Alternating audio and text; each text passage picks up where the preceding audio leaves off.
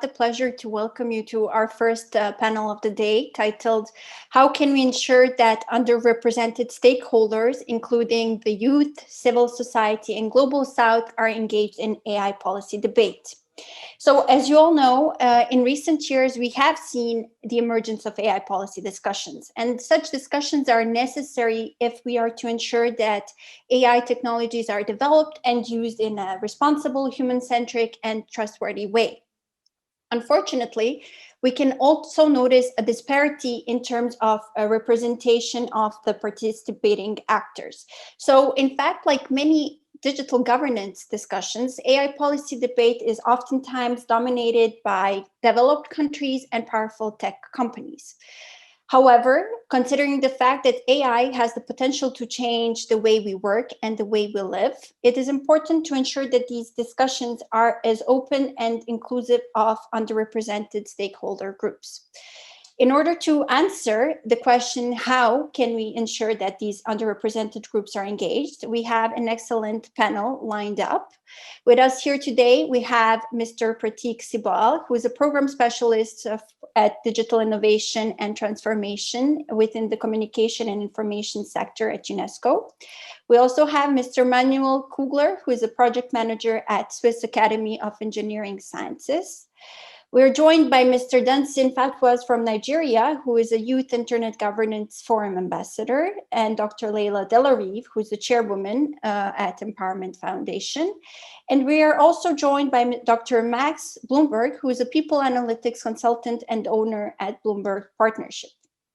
Now that we have introduced our panelists, I would just like to make a comment about the discussion itself. So in order to make it as interactive and engaging as possible, we'll look forward to receiving the questions from you, our audience. I will therefore be joined by my colleague, Ms. Andriana Gavrilovic, who will moderate the chat and bring in your questions into our discussion. Actually, we would like to hear from our audience right away. So we have prepared a little survey that should appear on your screen now, and that asks the following question. In addition to representatives of the Global South, youth, and civil society, who else should be invited to participate in AI policy debate? You can share your answers by going to menti.com and by typing the number 18 99 35 56 or by scanning the QR code. And I will just give that a second to see if it's on your screen. Yes, I will give it a moment and go over to the first panelist, which is Prateek. So Prateek, UNESCO recently agreed on draft recommendations on ethical AI. And during the process, you conducted multi-stakeholder consultations. The composition of the ad hoc expert group was also multi-stakeholder, consisting of academics, government, and NGO representatives. The recommendations themselves also call for a multi-stakeholder cooperation across different levels and sectors of international, regional, and national communities. So what can you tell us about UNESCO's experience in bringing together different actors, and what are some of the lessons that you drew from this specific experience? Prateek, over to you. Thank you, Natasha. Thanks also for inviting me to this conference, and it was really amazing to hear Professor Stefan's talk this morning as well. So regarding your question regarding multi-stakeholder approaches, UNESCO has been working in this domain since a long time, actually, with the Internet Universality Indicators, the rights, openness, and access and multi-stakeholder framework, which was adopted by member states in 2015. Concerning the AI ethics recommendation, the process was multi-stakeholder inclusive, and I'll just probably share a bit of the details of what we and how it was done. So there was, before the standard setting process began, there were a series of regional and global conferences. For instance, we had the first forum on AI in Africa, then we had a forum on AI in Latin America, and then we had a global conference here in Paris. Following this, there was some form of consensus emerging that there is a need of a standard setting instrument, and we could identify and engage with actors and knowledge communities across the world. Then, as per our governing body's processes, we had a background study prepared by an advisory group on ethics of science and technology, which is composed of academic experts from around the world, representing multiple disciplines. Following this, an ad hoc group was composed, as you mentioned, with 24 experts from around the world. Once this group was composed, they developed the first draft of the recommendation, which was then shared through kind of what we say in academic lingo, workshopped around the world in Arab states, in French and English, through Egypt and Lebanon, in Western, Central, and Eastern Africa, again in French with support of Senegal and Togo, in Eastern and Southern Africa with university partners, for instance, University of Pretoria and UNESCO national commissions in the region. So we had a series of such consultations, including with youth representatives in Asia Pacific, with the Korean government. And one aspect that I'd like to underline here is also there was an open deliberative process which was designed with partners in Mila and Algora Lab in Canada, which conducted basically which conducted focus group discussions across 54 countries. This was a deliberative event where a guide was made first, which was engaging first to give people a background on AI, the terminologies used, kind of demystifying the whole process. All this feedback was then consolidated and brought back to the expert group, who took in diverse viewpoints from emerging from around the world, prepared a new document. This was then put forward to the member states at UNESCO for over 100 hours of negotiation on this text. And now this text is ready, and it will be presented to the UNESCO General Conference in November for adoption. So just to share what all goes in developing a multi-stakeholder process at the global level. And I'm not talked about indigenous communities that were involved, probably for your first question that you put the poll out in this process. We also engage with persons with disabilities in the domain of ICTs to get their feedback as well. So there are a lot of different stakeholders that we engage with. And I'll stop here. Thank you. Thank you, Prateek. And I really like the fact that you talked about the guide on AI and that is intended to demystify the whole process, which ties in nicely with our second speaker, and that is Manuel. So the Swiss Academy of Engineering Sciences is an important network of experts in the domain. And one of your activities relates to identifying technological developments and informing political and societal actors about the relevant and potential consequences of these technological developments. For instance, you conducted a joint project with the Risk Dialogue Foundation on increasing awareness and participation of broader citizens in AI debate as a way to increase trust. So could you briefly describe what were your key findings and what did you identify as the next steps forward? Yes, thank you, Natasha. It's a pleasure to be here and participate in this brilliant conference and panel. So basically what we tried to achieve with our project was essentially to capture some fears and hopes of Swiss citizens towards applications of AI. So in contrast to Prateek and the UNESCO, we have a much more national focus in our activities. And we didn't just want to run a survey, but discuss with individuals very closely and intimately. So as you mentioned, we organized this in collaboration with the Foundation Risk Dialogue and the Swiss Academies of Arts and Science. And there we organized 3 events in 3 different cities in Switzerland, which were targeted at the interested public. And there we had moderated workshops where we discussed specific AI applications in different sectors, including recruitment of human resources, social media, and medicine. And in each of these events, we had about 20 to 25 participants. So it's very small scale, but also allowed for intimate discussions. And we had participants in the age of about 18 to 88, so it was very broad. And that terms, in average, we had a good balance between female and male participants as well, but it was mostly highly educated people who participated in these workshops that we organized. So basically the results, we ended up with a long list of hopes and fears related to these different scenarios that we presented. And some of the hopes were for example, in social media, that new ways to deal with the flood of information could be realized with the help of AI, and therefore lead to a better access to information. In the HR domain, more transparent decisions and more efficient processes could be realized, and personalization and better decision making in the fields of medicine, as an example. Some fears from the workshops were filter bubbles and manipulation, the loss of human oversight, and the fear of dehumanization in the processes, and also fear of data breaches and a lack of maturity. So basically, we also worked out some specific sector-specific recommendations on how to tackle these corresponding challenges. And from these, we abstracted some overarching recommendations, and they were fairly similar to expert opinions, I'd say. So it was rather high level, but nevertheless, I think very insightful. So they wanted to overall improve the explainability and transparency of AI, so to know where and how AI is applied.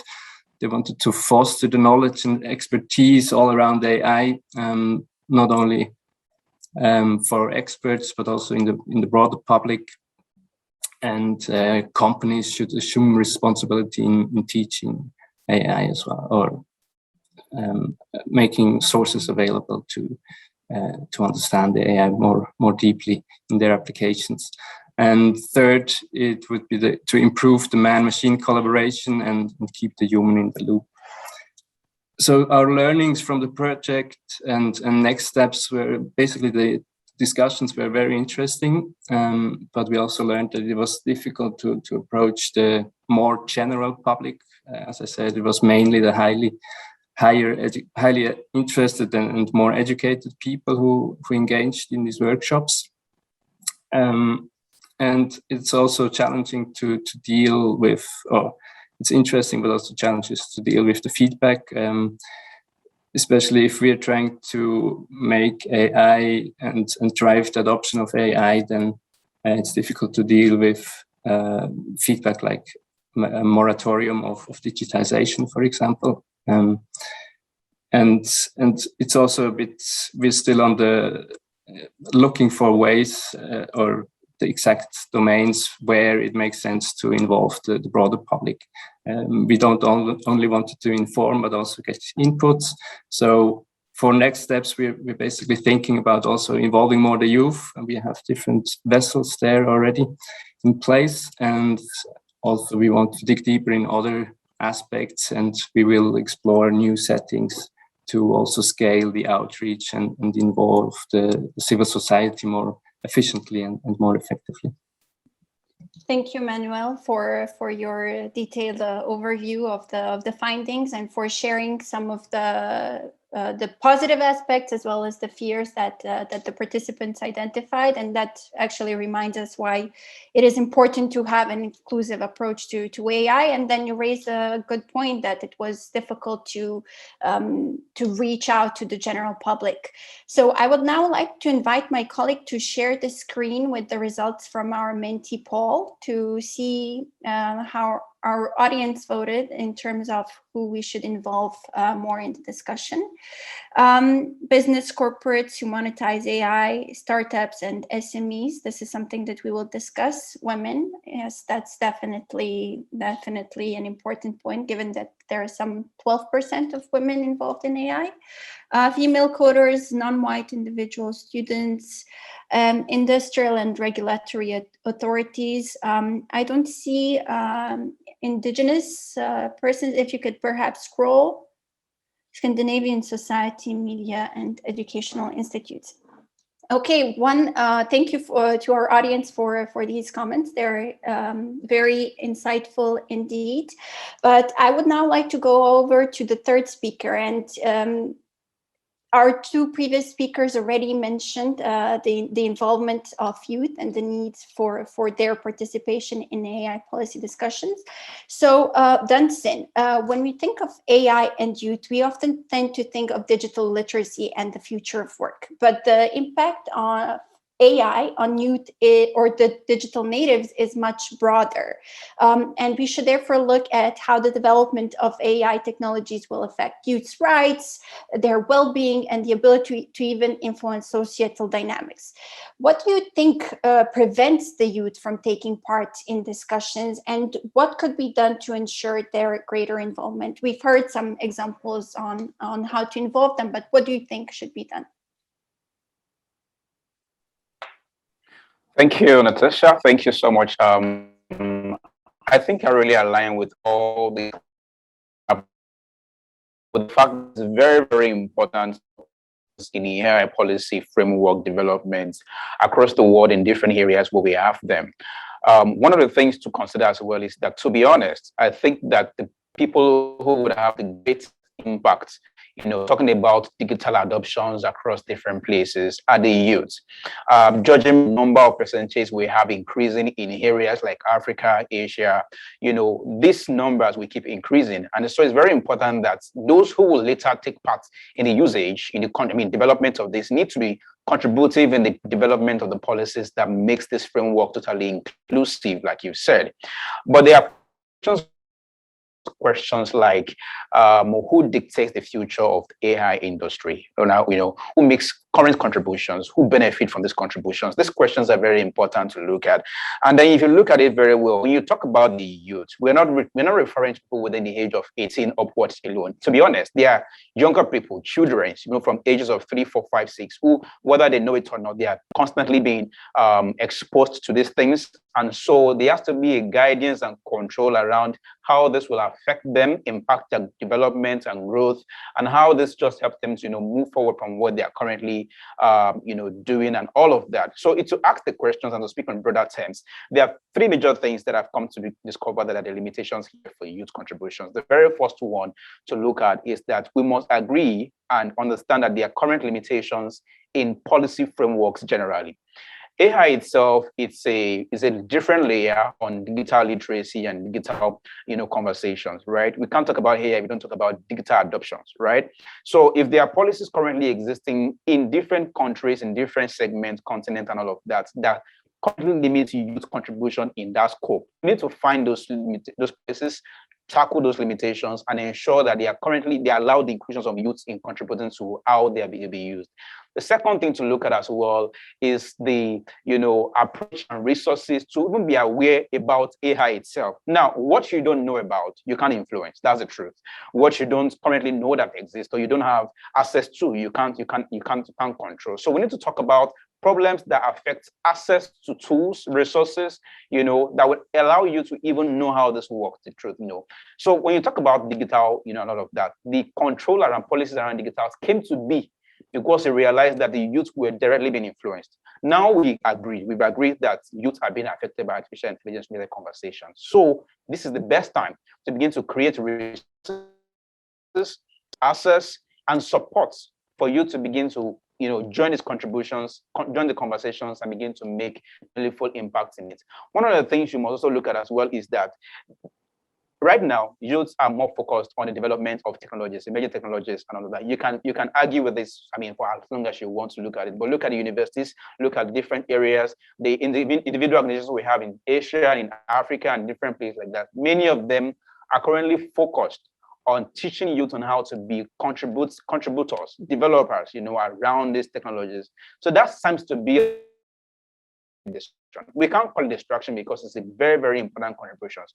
But of course, the equation will not be balanced if you focus majorly on development and we don't look at the guidance and policies around this thing. So my major landmark, I would say, is that one, we need to address the policy gaps. that currently limits youth in general discussions around digital literacy and artificial intelligence. The second thing as well is that we need an abundance of resources and access that allows them to be able to, be in communities and associations that can help them, begin to think in this light and begin to make contributions from their own standpoint, because at the end of it, they will be the ones to, take over these things at some point as contributors, as role players, as key players in the future. So that's my submission. Thank you, Natasha, and thank you everyone for listening. Thank you, Dunsin. So you raised many relevant points. What I've gathered is awareness. The youth needs to be more aware. They need to have access, and they, rather than only participating in development of AI, they also need to participate in policy making. So from the challenges faced by the youth, we'll look at the SMEs that also came up in our little survey. And this brings me to Leila. AI is changing the way we conduct and organize businesses. The SMEs, like any other businesses, are likely to be affected by the changes in one way or another. Could you please share some insights from your work on SMEs, on how many actually of them use AI? And if not, what are the reasons why SMEs do not use AI? Thank you, Natasha. Thanks for having me today. I would like to emphasize, of course, on the SMEs, because I do work with them closely into my own business that is related to advertising. And we really want to help those small businesses to have access to the power of distribution. Now, so when we talk about the small businesses, the case in Switzerland is that we have over 600,000 SMEs. So it's the core of our economy. The major challenge today for those small businesses is to have access to data. And Professor Bechtel just explained to us the major problem today, including now that GDPR is enforced, to have access to data.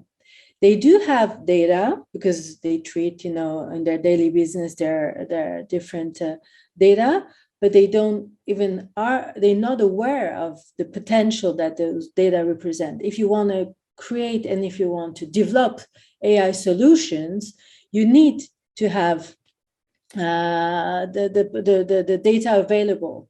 And this is the major problem today, is how to really ensure that those small businesses, those small actors can have access to the data and then access to the tech environment to develop AI. So if you think about this major issue, there are little small businesses who are even aware of how to develop AI solutions. And there's this gap between the discussion that we are having into academical environments, institutions, and the reality on the field. The reality on the field is that those small businesses are hardly digitized. They're now coming to the era post-COVID of digitization. And when it comes to AI, we're really far from that. We're going to achieve to help those small businesses have access to AI whenever AI is fully democratized. And we're not there yet. When we really have solutions that can be embedded by or used by those small businesses without having them develop their own AI solutions. And really, I mean, even though I'm in the field of digital advertising, to have access to this data, it's really, really the core problem.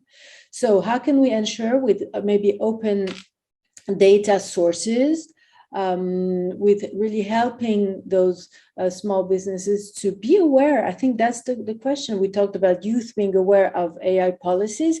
We need to work on those small businesses and explain that there's a huge potential, that it can be integrated in our daily business, but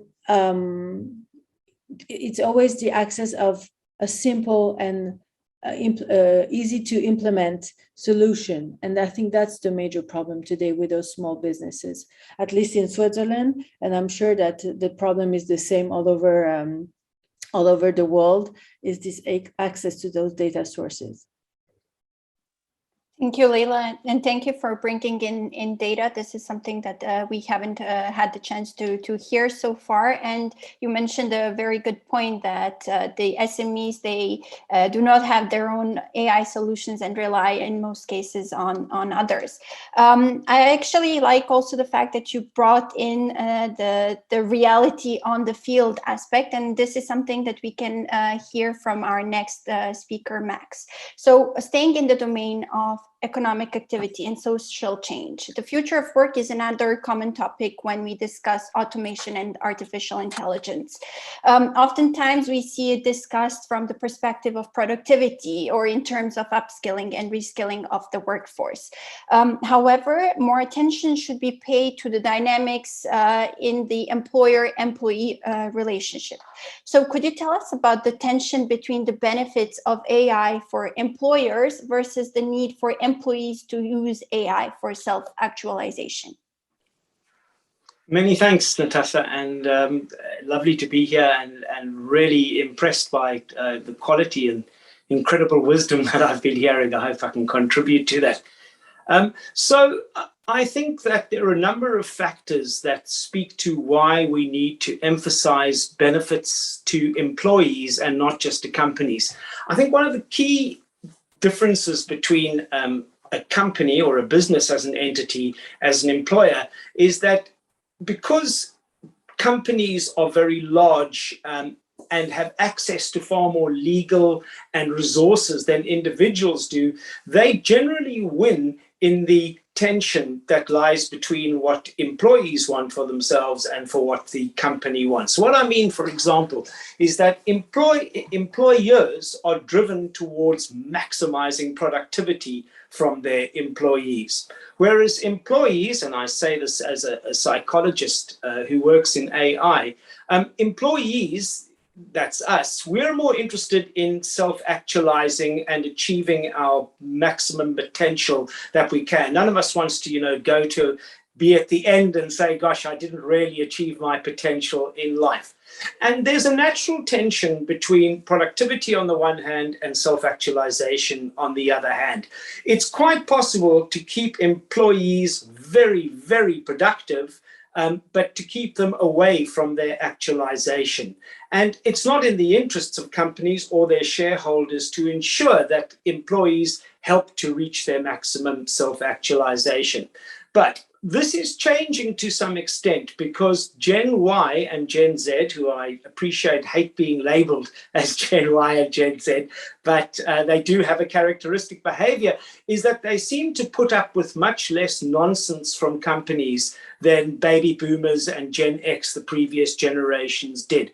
And because of that, we're now starting to see pressures on companies to say it's not just the shareholders and the productivity that we need to serve. If we are going to attract and retain really good employees, we're going to have to make some compromises in terms of helping them with their self-actualization. And this is an area where AI can help a lot.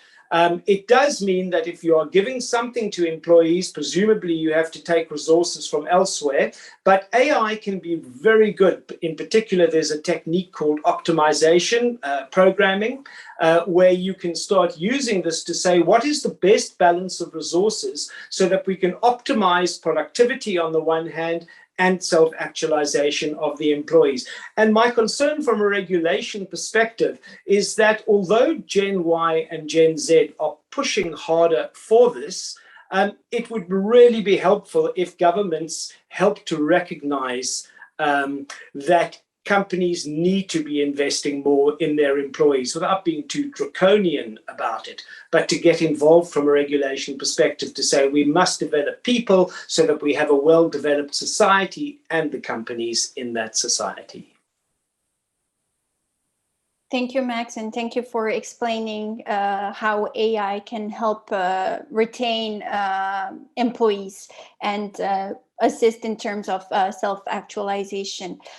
In parallel to our discussion here, we also have received some questions and comments from our audience. So I would like to invite my colleague Adriana to join me and to bring in some of the questions into our discussion. Thank you for the floor, Natasha. The chat has certainly activated in the last, let's say, 10-ish minutes.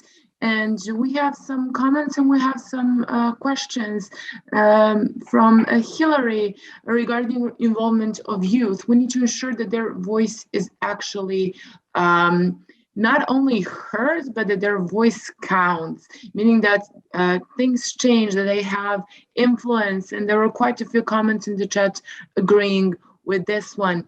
And then our first question will be from Francesca, who said that non-tech focused and educated people often think that since they are not working on AI or may not even know what AI means, they think they cannot provide meaningful feedback. And her question to the panelists is, what concrete measures can be taken to solve this problem? The second question is targeted to Ms. Leila. It's from Leith, and the question is, does the speaker agree with the following statement? One of the main challenges of SMEs is facing the lack of understanding and policy knowledge of what is possible to be shared and used within the data privacy regulation. Therefore, institutes refuse to share the data instead of trying to provide it on a legitimate basis. And then from Aisha, we have the question, what should policymakers do in terms of concrete steps? Is it a question of resources, of funding, of incentives? And are there any concrete suggestions from our panelists to policymakers? Natasha, that will be all for now. I'm giving the floor back to you, and I'll see you a bit later. Thank you, Adriana. Perhaps I can give the floor right away to Leila if she would like to reflect on the question from the audience, and then perhaps our panelists can also share their reflections on what policymakers can do that came in last. Leila, over to you. Yes. Well, I'm not sure if we talk when we talk about institutes to give access to their data. I think that what we can see today after 20 years of data exploitation is that we have these huge entities, the Google and Facebook and Amazons, who have, can we use the word stolen, but who have understood, how to make the best use of our data. And it's today a bit too late. Regulators are trying to come 20 years after what happened, and it's probably too late.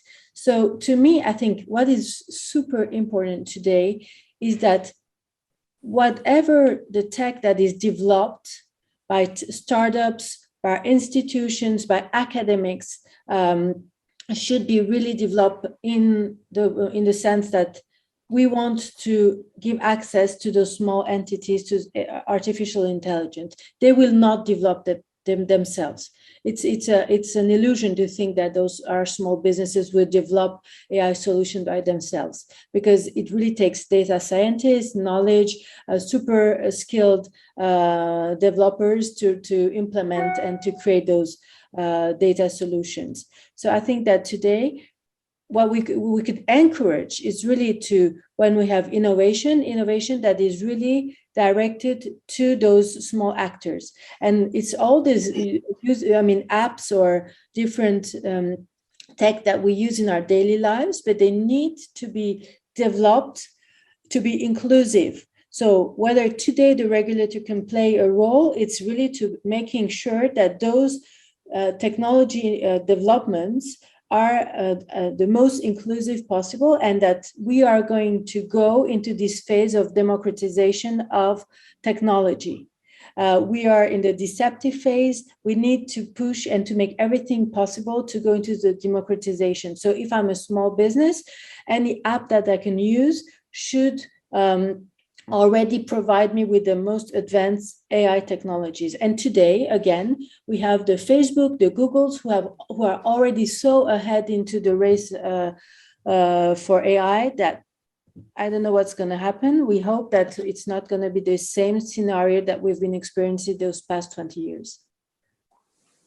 Thank you, Leila. You mentioned a relevant point about democratization of digital transformation, and that actually brings in the question that we also received from the audience in terms of how can policymakers or decision makers help ensure that the general public knows what AI actually means. Prateek spoke earlier on about a guide, but perhaps could the other speakers provide some reflections on this? So I feel very strongly that the black box approach of AI is a great danger. What I mean by the black box is you take certain inputs. So when you recruiting somebody, for example, you then input characteristics about the candidate, their personality, demographics, what education they've got, and the AI makes a decision as to whether it should recruit them or not. You have no idea how the AI makes that. Yes, we can measure to see that it is inclusive, that we are not being racist or biased or genderist or anything like that.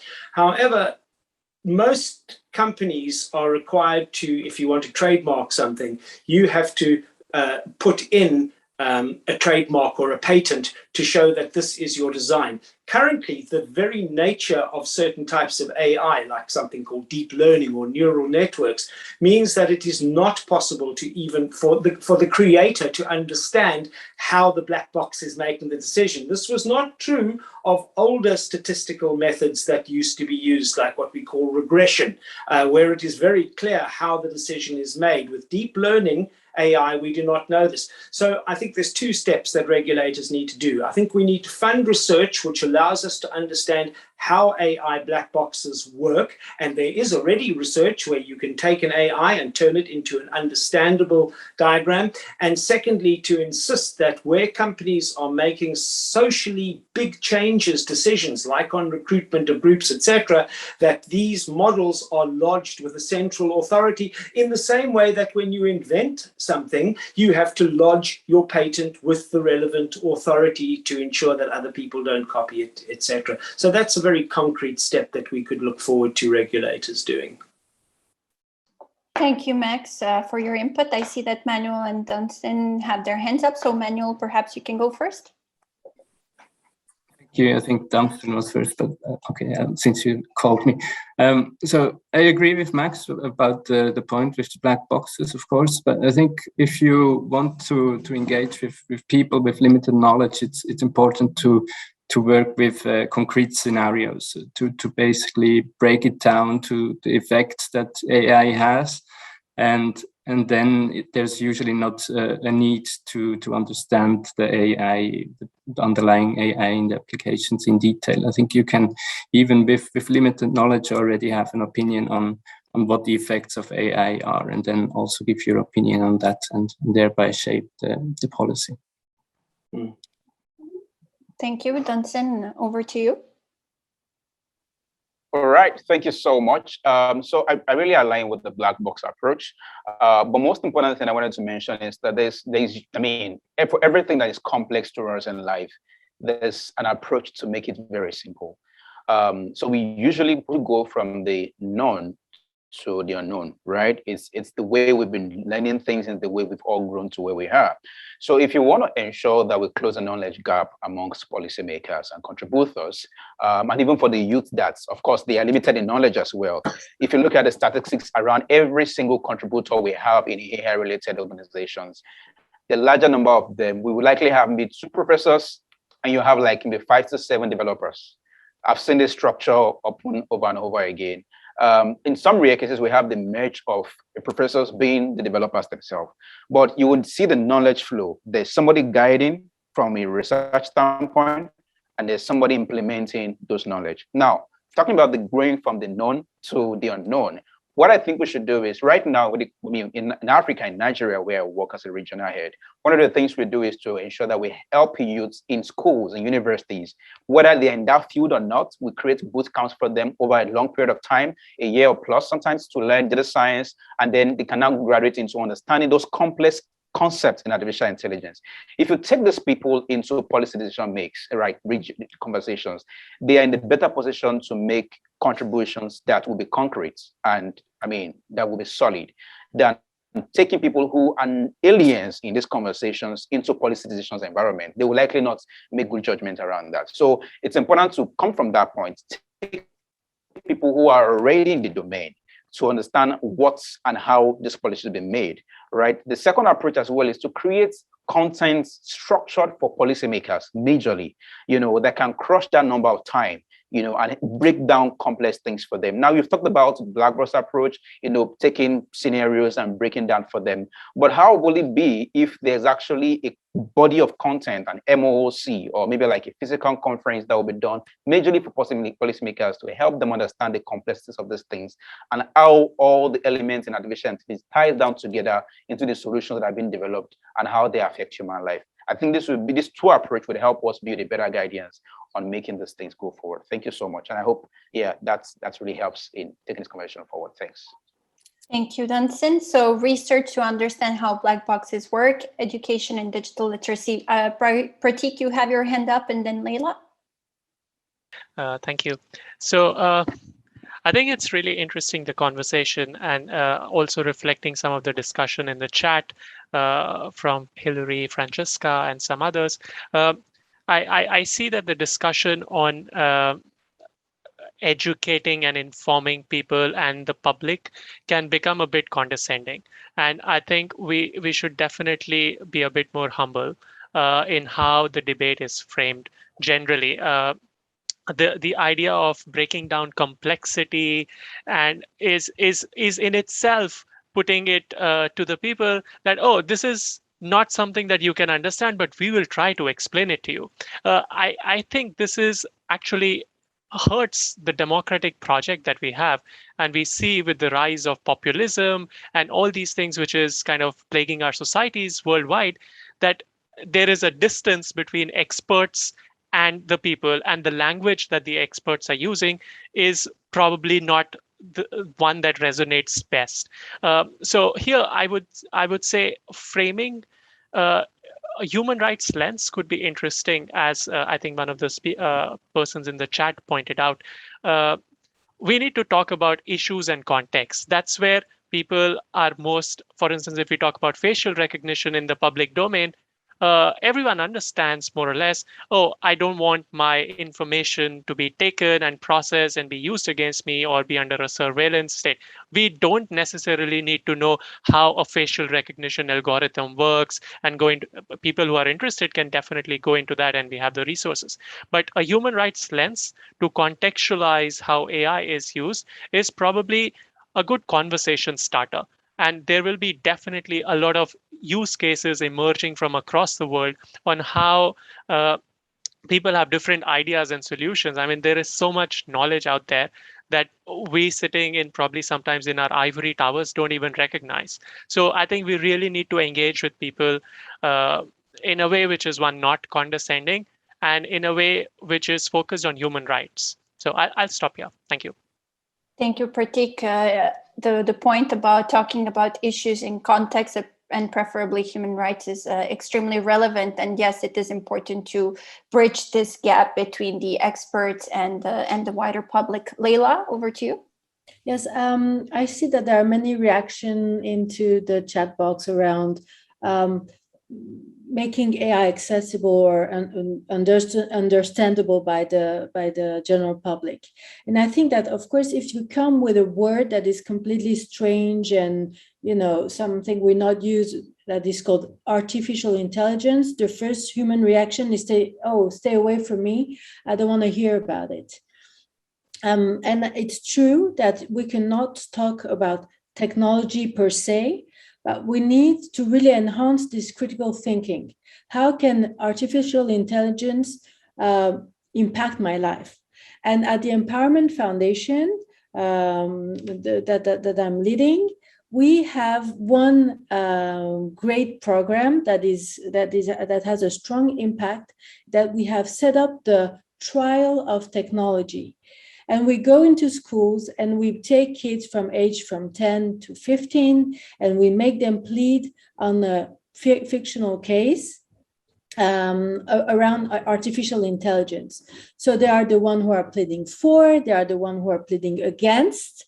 There's the prosecutor, there's the judge, and therefore we really help them to have this 360-degree vision on what artificial intelligence could be or should be. And the input is really, really interesting. So anytime, or anyone who's interested into knowing more about those tech trials, I would be very happy to share more insights on them.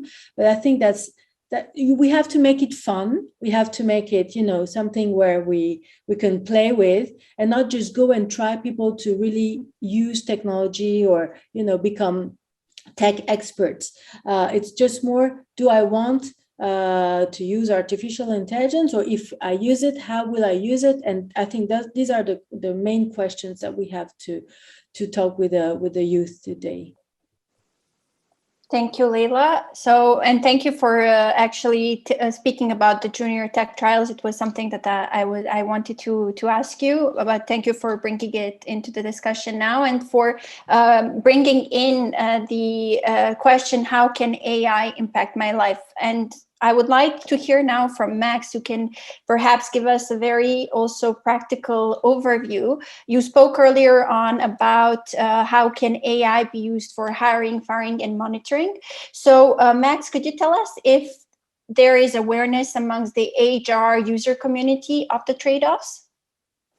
Well, that's a really interesting question. And it harks back to Prateek's point about not being patronizing and the levels of conversation that we're having. I think there's a huge difference between understanding how AI works as a concept. So you give it training data, you show what good looks like, you show what bad looks like, and then a black box is created which distinguishes between the two, versus what is actually going on inside the black box. Now, that's not patronizing to say we don't know what's going on inside the black box, because actually what is going on inside the black box, as I said earlier, not even the person who created the black box knows what is going on inside it when you're talking about deep learning or neural networks, for example. So I just wanted to make that point very clear. That there's patronizing on the one hand, but there's a technical knowledge required that you would not expect the public to want to understand. When you go to see a heart surgeon, they're not being patronizing when they explain to you what is going on in the ventricles of your heart, because you are not a physiologist who understands these things. So in terms of using AI, for example, for recruiting, there are wonderful ways of doing this, and we create models for companies, and we are particularly careful to ensure that we try to build models that allow us to understand what is going on inside the black box. And what we do, the way we do this is we look at what is a high-performing employee in that culture, and what is a not high-performing employee in that culture. And then we try and work out what is the difference between the highs and the lows. Is it to do with their education? Is it to do where they are from?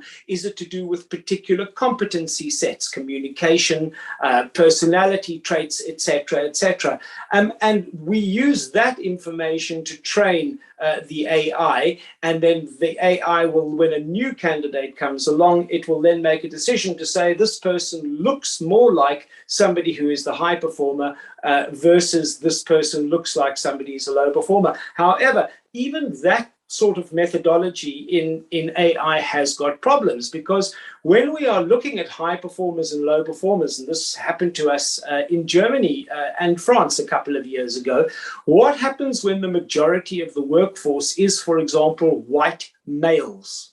Then that system will automatically be more biased towards white males, because it has not seen examples of Bain groups, female, etc., etc., so that it is not using a fair sample. So even when you are doing AI like that, and you don't know what's going on inside the box, it's so important to choose your samples correctly for training AI. And we've had some great examples of this where Google News was used to train AI to work out job roles. And when asked, the Google News said, man is to woman as, and the Google came back with, man is to woman as programmer is to housekeeper. Now that is shocking, that the training was done on general Google News, the news that we read every day in all of the paper and all of the media outlets. It shows you the level of bias, gender bias in this case,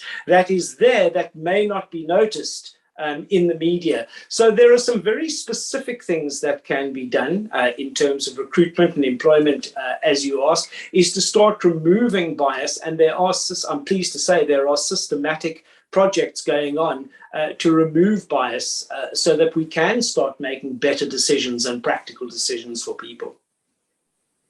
Thank you, Max. I would perhaps like to ask Manuel if he has something else to add on this, given that you work on also identifying the relevant or the potential negative consequences of such technological development. Thank you, Natasha, and thank you, Max, as well for making this point. I think regarding bias as well.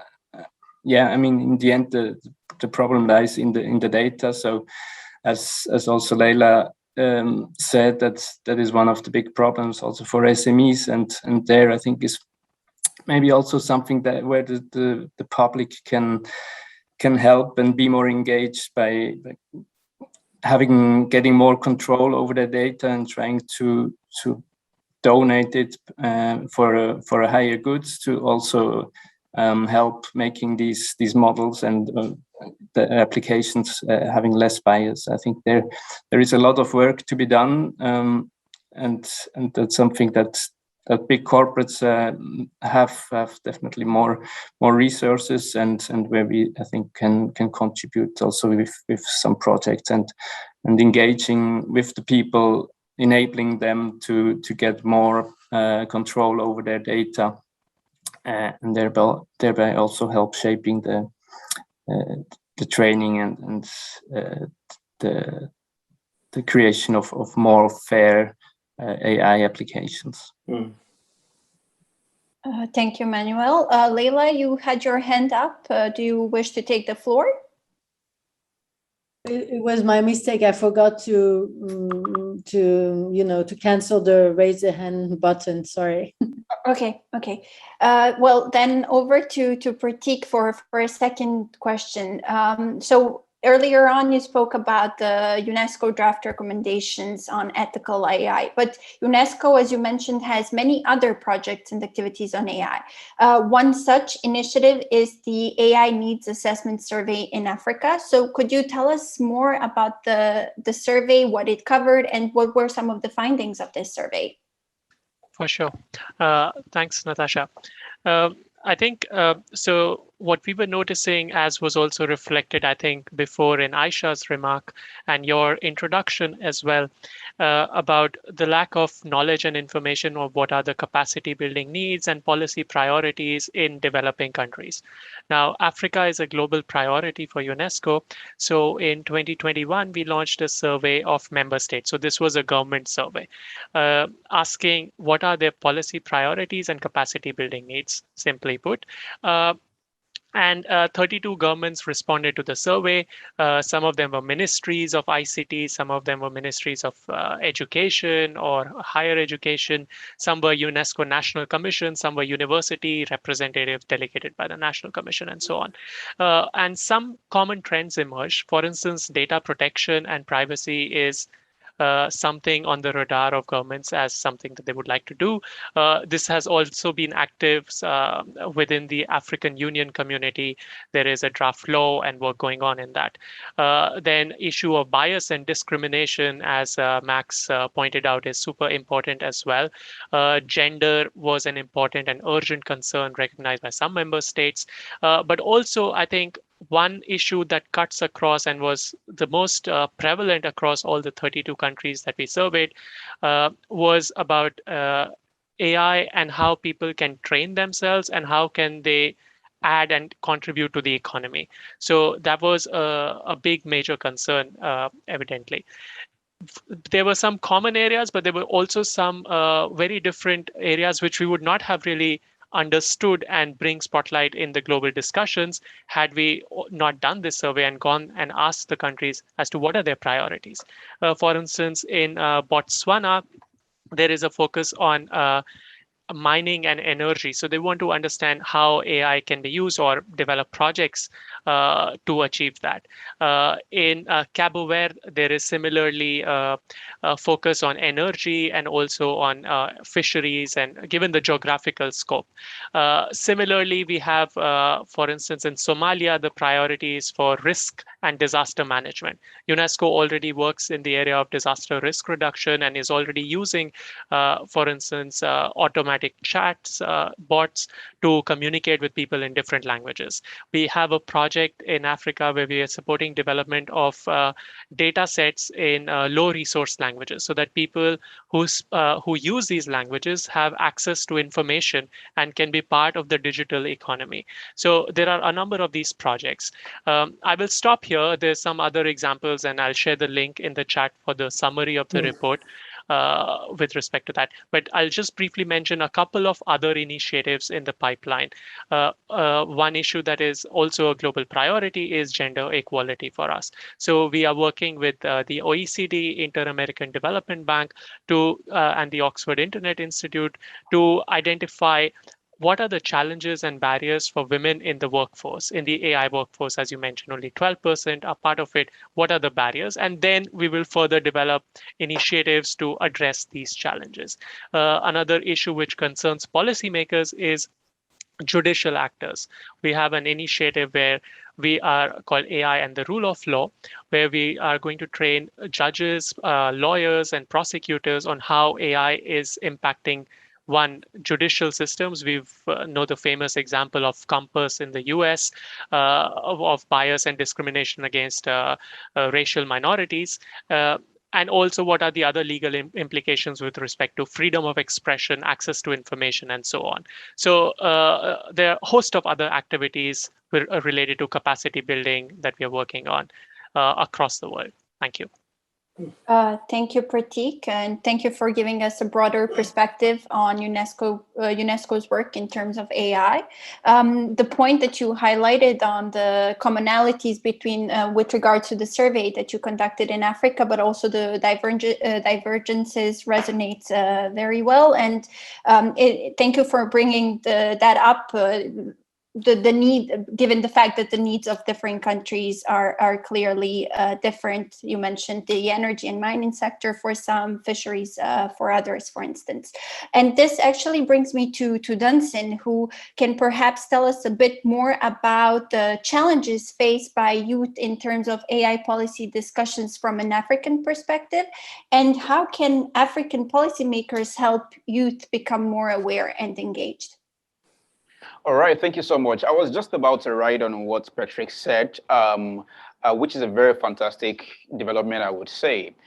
I would like to see, unfortunate or fortunately, the systems and how things work in Africa, it's slightly, I would say somehow, I would not want to paint a negative picture around it. So I would say somehow, but the flow of information around technology, it's so broad that you would expect that the government has a power, a seat on things, but it don't, especially when it's totally decentralized, right?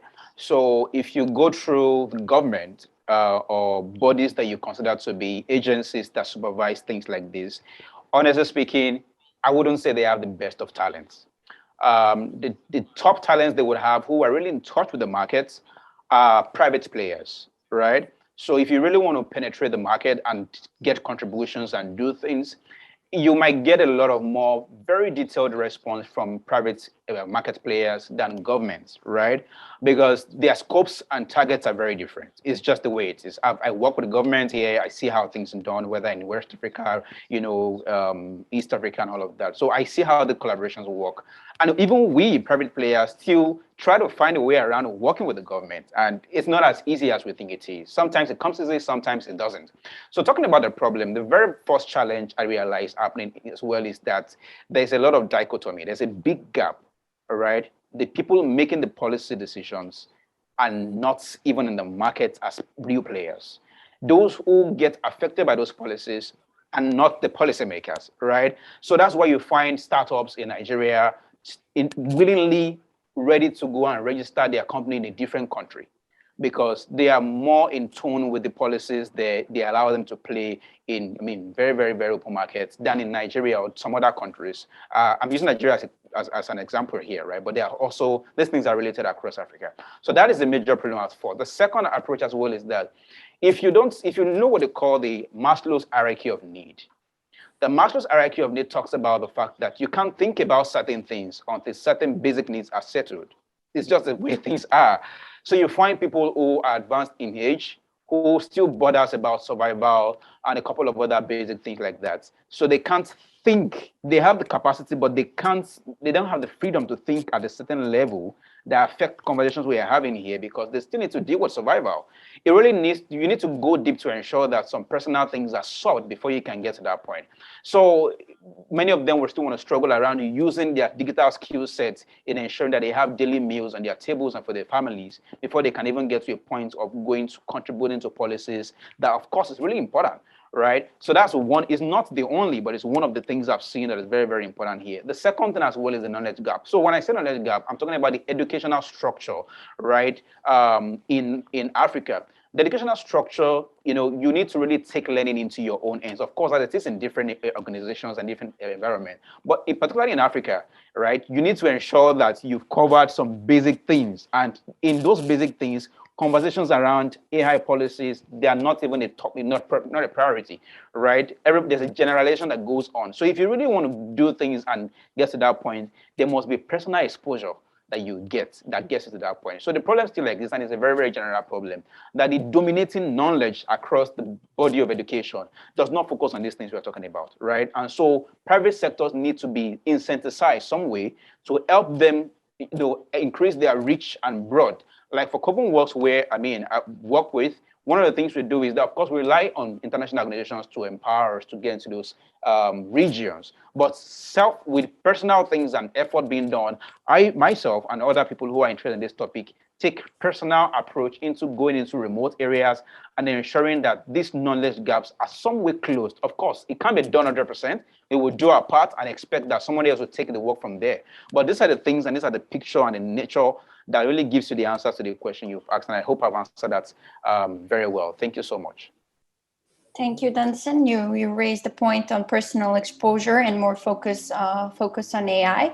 I can see that the chat was rather active, so I would like to invite my colleague Adriana to summarize what has been discussed and to raise any questions in case any are pending.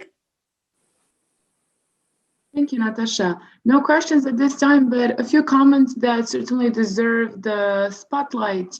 There was an interesting conversation between Francesca Hillary, and then Gianfranco also jumped in. Francesca noted that people are afraid that their lack of knowledge will be turned against them. And Francesca and Hillary both noted that the way people are asked questions is very burdensome. For example, the question, what do you think about AI, is burdensome by itself. And Hillary said that we should be looking at very specific issues instead, such as workplace surveillance, credit scoring, social media usage, and mental health. Hillary put it like this: AI is a daft name, and many people, businesses, NGOs, and even experts don't actually know what AI means. In her words, and I'm quoting, because it means so many things, why should the poor public be castigated for not knowing? And Francesca said that as much as we may try, there will always be parts of the population which will never be AI literate or even tech savvy, but it doesn't mean that they should be excluded from the debate. And Hillary said that as far as educating the public to participate in the debates, what we should do is use plain language as much as possible. And then Gianfranco jumped in to quote Einstein on this, and the quote he used is, "Everything should be made as simple as possible, but no simpler." And at the very end, Daniel L. thanked Mr. Blumberg for bringing up the question about the public attitude and expectations, and why we should believe the promises from AI data from black boxes. Daniel noted that this discussion happened in the US more than 5 years ago, that new ground is not being covered, and therefore that more obstacles for this discussion still remain. Of course, a few resources were shared along the way. The links are in the chat. And Natasha, that will be all from me at this time. Back to you. Thank you, Adriana. This was an excellent overview of the chat discussion, and I can see that our audience raised many relevant and important points. Something that stuck with me is that people are afraid that their lack of knowledge will be turned against them, and that, as expected, some parts of the population will not be AI literate or tech savvy. Given that we have 10 minutes left to our discussion, I would perhaps like to invite the speakers to share their final comments, perhaps reflect on these insights that we received from the audience, and perhaps Max, if you would like to start with the comment from Daniel. Thanks very much, Natasa, and thank you, Daniel. Yes, it's amazing, Daniel, how this discussion and this debate has been going on, as you note, for 5 years, 10 years, probably longer than that. And yet the public are not involved in making decisions about AI. I think one of the main points that is not well understood by the majority of people is that AI is not just making life simpler, or it is potentially making life simpler. It is making decisions for you. And I think when you understand that subtle point, it is a decision-making tool. It is taking away the decision that you would make. So whereas before, I use the recruitment example, but I can use it for any area of life, really. Whereas before, where a human being would have made that decision, you now have AI making that decision. And people say, but that is good, because human beings are these biased creatures. We do not want bias, we want unbiased. But of course, as we showed with the Google example of man is to woman as programmer is to housemaker, AI is just as biased as you, or more so. And AI, it's a lot more difficult to find the bias in the AI than it is to find in the human being. So my suggestion is that when we are talking to the public, and I'm trying not to be patronizing of this Prateek, but when, because I would say that I am somebody who studies and academically works with AI, I would say that when we are talking to people who are non-AI specialists, I think we need to start emphasizing the fact that AI is making decisions potentially that you would make and taking decisions away from you. And when you look at it in that light, it becomes far more important to ensure that you still are able to make some of your own decisions, or you choose where AI will make decisions for you, that it doesn't choose which decisions to make. Thanks. Thank you, Max. Perhaps we can hear from Leila, then Dunsin, Manuel, and Prateek on their final remarks. I join Max in the fact that we should never forget that we are the one who have the power in our hands towards technology, and technology should never take over humans. And of course, there was this famous Asimov law, but if we want to empower people, we just need to remind them that we are much clever, much more intelligent than any artificial intelligence. Artificial intelligence has nothing about being intelligent. It just does a process of automation. So we shouldn't be afraid of it. We shouldn't, fall into the trap of science fiction and all these movies that we have all watched when we were young. And this is really a positive message that we have to bring to the people. We shouldn't make it something too theoretical, but really something fun. As I said, it's something fun. It's going to be something super, super powerful. But we should never forget that at the end, we should be able to unplug it. And maybe not only the general public, but we really remind the legislators not to forget that we are the one who have the power in their hands. So that's probably on that note that I would like to finish today. Thank you, Leila. Dunsin, over to you. All right, thank you so much. It's been a very interesting conversation here, and I know that there will be a lot of offshoots from this because, of course, the importance of this is to get a result out of this. But one important thing that I want to leave us with, and this is not just for the panelists, but every single person who would watch this or listening right now, is that when we allow innovation to run without policies, it really will just make us less of humans at some point in time, because it will impact humans. So having said so, I want us to know that we all have some way to play in this. There's a way you can play, whether you are in AI or not. The simple way you talk to someone around you and let them understand how this will work, you are reducing the barrier of entry, and you make it easy for everybody to contribute. So I want us to put our heads together wherever we are and believe that we all have a role to play in making this better. This is about our future. This is about the future of our other generations to come as well. Thank you and peace. Thank you, Dunsin, and thank you for raising the point about reducing barriers. Manuel, over to you. Thank you, Natasa. Regarding language being a hindrance for an involvement, I agree to that, and I think it is not different for other disciplines, other areas. I think in research and expert fields, it is the same. The difference with AI is that it is a basic technology and is applied in all sectors, all different areas. So therefore, it has a more significant importance. And I think I agree to Dunsin to try to be as inclusive as possible, and try to lower the barriers for involvement, for example, by fostering transparency and education and expertise all around AI. But I think one important point is also to kind of note and accept that maybe not everybody is interested in AI and wants to be involved. So there are persons who just want to live their life and do not want to engage, and I think that needs to be accepted as well. Thank you. Thank you, Manuel. Prateek, over to you. Thank you, Natasa. So I think I'll just conclude by saying that we see the discussion around technology and technology regulation and how we think about technology moving between extremes, like whether at one end we have a deterministic approach where technology will march on and it will take over the world.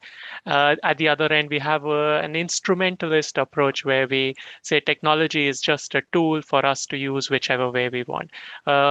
There's a rich tradition in philosophy of science and technology which talks about technology as a mediator, and technology is being laden with scripts. And I think we need a more nuanced understanding of how technology influences and impacts our life, how at an individual level, but also at the level of social systems. And for this, we definitely require multiple stakeholders at the table when decisions with respect to technology are taken. I'll conclude with a small example. On the internet, we use languages. Now, the way to transform from written script to a digital script has some technology standards at its core. Now, certain scripts cannot be transformed into these based on these technology standards to their digital version. Now, what ends up happening here is that the richness of the language is lost. They have to simplify the language for it to be made digital. As a result, the community loses a part of its cultural identity, I would say. So at the level where we are taking these standard setting decisions in technology, we need to involve all stakeholders. We need to be inclusive. And I will stop here. Thank you so much. It was lovely participating and discussing with you all.